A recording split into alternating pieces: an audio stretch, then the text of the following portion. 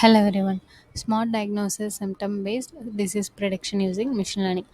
Okay, இந்த concept வந்து பார்த்தீங்கன்னா, நம்ம யூசரோட சிம்டம்ஸ் மட்டும் வச்சு அவங்களோட டிசீஸை வந்து ஐடென்டிஃபை பண்ண போகிறோம்.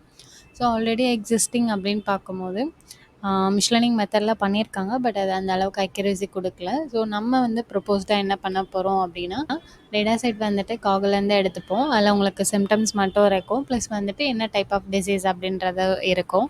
ஸோ அதை வந்து கலெக்ட் பண்ணிவிட்டு அந்த data preprocessing, data cleaning இதெல்லாமே இம்ப்ளிமெண்ட் பண்ணிவிட்டு அல்காரிதம் பார்க்கும்போது SVM, LSTM, so XGBoost, random forest இந்த 3 4 அல்காரிதம் வச்சு நம்ம கம்பேர் பண்ணி நம்ம அவுட்புட் காட்டுற மாதிரி இருக்கும். ஸோ இப்போ வந்துட்டு எக்ஸாம்பிள் ஒரு வெப்பேஜ் மாதிரி க்ரியேட் பண்ணிவிடுவோம்.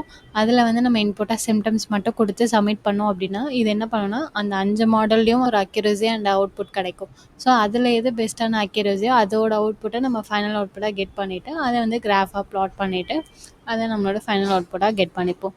ஸோ இதான் நம்மளோட ப்ரொப்போஸ் சிஸ்டம். தேங்க்யூ.